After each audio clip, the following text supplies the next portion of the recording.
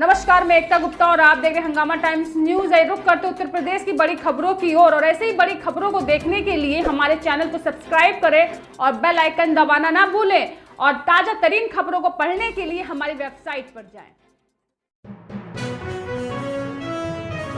Sir, ये press club में आए हैं, क्या मुख्य उद्देश्य है आपकी प्रेस कॉन्फ्रेंस का? प्रेस क्लब में आने का मुख्य उद्देश्य है कि जो 36 एमएलसी का चुनाव होता है, हम लोगों के वोटों से होता है।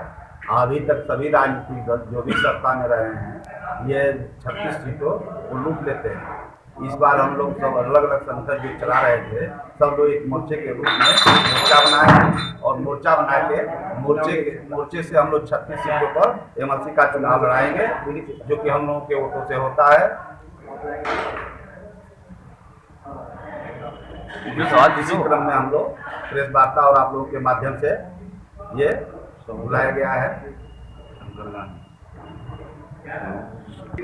यह है पंचायतों को अधिकार दिलाना, उन्हीं की लड़ाई लड़ना, क्योंकि अभी तक जितने भी एमएलसी चुने गए हैं, हम पंचायतों की बात नहीं करते हैं। सभी राजनीतिक दल द्वारा जो चुने गए हैं उन्हीं की बात करते हैं। इसलिए अब हम लोग मोर्चा बना दिए हैं। हम अपने अधिकार की लड़ाई सदन में अपने मोर्चे से प्रत्याशी जिताएंगे। कौन कौन से संगठन इसमें शामिल हुए हैं, कितने लोग शामिल आप बता? करीब 16 संगठन शामिल हो चुके हैं। हम लोगों का 16 संगठनों का मोर्चा है। एक आध संगठन और बचे हैं। कौन कौन से 16 में कौन कौन से हैं?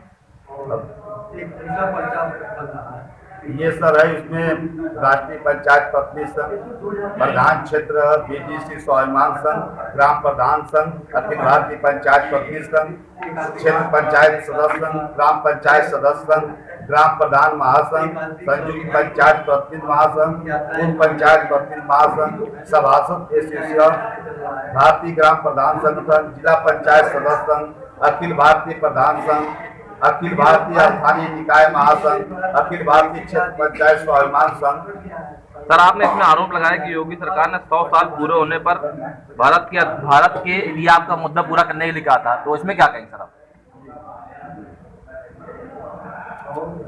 अच्छा, इसमें 100 दिन पूरे होने पे आपने का वादा पूरा करने को कहा था सरकार ने, तो उस पर क्या कहेंगे आप? पूरा हुआ वादा कि नहीं हुआ आपका? नहीं, वादा कहाँ पूरा किया? वो तो आए तो पंचायत का एक सरपंच का होता है, उसको खारिज कर दिए। जो कुर्सी पर बैठते ही 6 महीने में बैठते ही खारिज कर दिए। एक कानून रद्द कर दिए। जो सरपंच चुना जाता था न्याय पंचायत स्तर पर, जो गाँव को न्याय देती थी, उस सिस्टम को ही खत्म कर दिए। जो भी कोई भी राजनीतिक दल पंचायत प्रतिनिधियों को साथ व्यवहार किया है।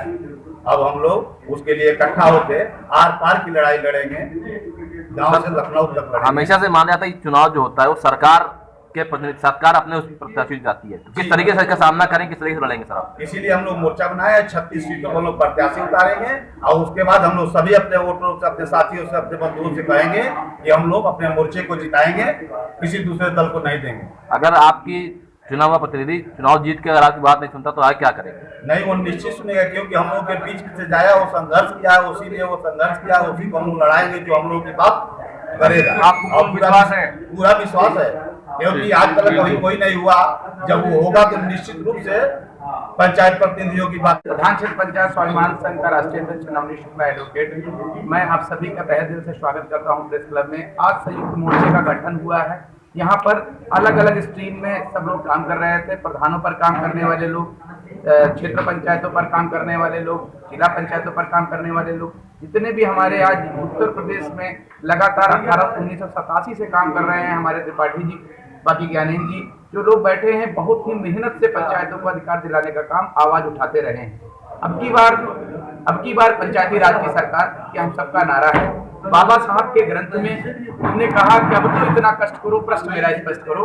हम लोगों को वो संवैधानिक दर्जा नहीं है जो मुझे मिलना चाहिए। जिस प्रकार पंचायतों का गठन हमारे गांधी जी ने, महात्मा गांधी जी ने, उनका सपना था ग्राम स्वराज का, पंचायतों का गठन बहुत महत्वपूर्ण था। उसी प्रकार 24 अप्रैल 1993 में पंचायत राज का गठन हुआ और लगातार चुनाव हो रहे हैं, लेकिन 73वां और जो 74वां संशोधन हुआ वो पूर्ण रूप से लागू नहीं है।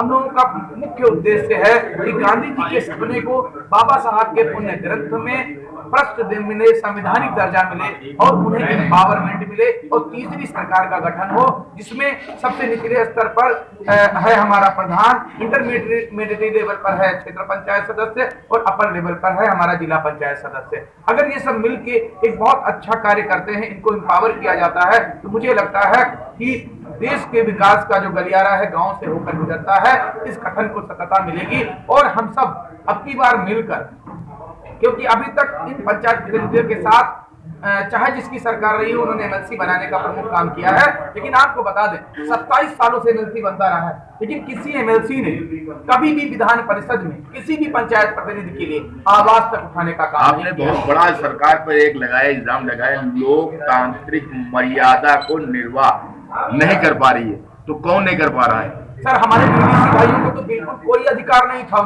उनको केवल यही सिखाया गया कि चुनाव लड़ो तो प्रमुखी के चुनाव में ये मिल जाएगा, एमएलसी के चुनाव में वो मिल जाएगा। लेकिन आज मैं आपको अवगत करा दूं, मेरे संगठन ने लगातार संघर्ष किया है। आपका संगठन तो अभी तैयार हुआ। प्रधान 2016 से लगातार काम कर रहा हूं महोदय, और अब की बार मुझे जो बहुत अच्छी समझता 5 दिवसीय भूख हड़ताल के बाद मिली है, 24 नवंबर से 28 नवंबर के बाद 7 दिसंबर को एक बहुत अच्छा अधिकार हमको मिला संघर्ष का कि इनको मनरेगा में काम मिला। आपने हेडिंग पढ़ी होगी, उत्तर प्रदेश बना पहला राज्य जिसने दिया क्षेत्र पंचायत सदस्यों को मनरेगा का पूर्ण अधिकार। ग्राम सभा टू ग्राम सभा के बीच का उसका जियो भी पहुंच गया है वीडियो तक, उसकी गाइडलाइन भी 19 जनवरी 2022 को पहुंच गई है। पूर्ण अधिकार ग्राम, उसके बीच में जो इरिगेशन डिपार्टमेंट है उसका काम भी मनरेगा के तहत 60% पक्का और 60% कच्चा और 40% पक्का काम कराने का पूर्ण अधिकार मिलेगा। मतलब अब आजाद हो चुका है मेरा बीडीसी भाई। साल में 6000 रुपए, आपको बता दें जो प्रमुख होते थे 500 रुपए मीटिंग भत्ता देने का काम नहीं करते थे, अब 6000 देना होगा उनको, वो खाते में सीधे आएगा उनके। 3 लाख रुपए बीमा 17 बीडीसी भाई हमारे खत्म हो चुके हैं। हमारे सारे मोर्चे के लोगों ने मिलकर 14 बीडीसी भाइयों को 3 लाख रुपए दिलाने का काम किया। ये बहुत बड़ी स्वतंत्रता है और मुझे लगता है बीडीसी चुनाव इसलिए नहीं लड़ेगा कि प्रमुख और एमएलसी में हमको पैसा मिले, वो इसलिए लड़ेगा कि हम मनरेगा में काम कराकर लोगों का अपना नेतागिरी हम करेंगे, अपना भविष्य बनाएंगे। क्योंकि अभी तक इनकी राजनीतिक हत्या हो रही थी, इनको कोई अधिकार नहीं था। जबकि आपको बता दें ये प्रधानों की तरह ही चुनाव आयोग में अपनी जमानत राशि देते हैं, चुनाव उसी तरह लड़ते हैं, जाके खटखटाते हैं कुंडी और वोट मांगते हैं और प्रधानों से ऊपर उठकर ज्यादा आबादी में चुनाव लड़ते हैं, लगभग 1500 से 2000 के 2200 के बीच में। लेकिन इनको कोई अधिकार नहीं था। मैं धन्यवाद देता हूं मीडिया के भाइयों को जिन्होंने शुरुआती दौर में, हमारे भाई बैठे हुए हैं, लगातार इन्होंने हमारा सहयोग किया है। आप सभी आभार के पात्र हैं भाई लोग कि इनकी बदौलत आज उनको अधिकार मिला है। और अगर हमारे मोर्चे से एमएलसी बने तो निश्चित तौर पर आपको बताएं, जो पंचायतों के अधिकार, जो प्रधानों के अधिकारों का हनन हुआ है, जो वित्त काटे गए हैं, वो हम लोग दिलाने का काम करेंगे और सारे पंचायत प्रतिनिधियों को अधिकार दिलाने का काम हम करेंगे। बीडीसी भाई को मानदेय और विकास निधि दिलाने का काम करेंगे, 20 लाख मानदेय विकास निधि और 7000 मानदेय दिलाने का काम करेंगे। और अब की बात पंचायती राज की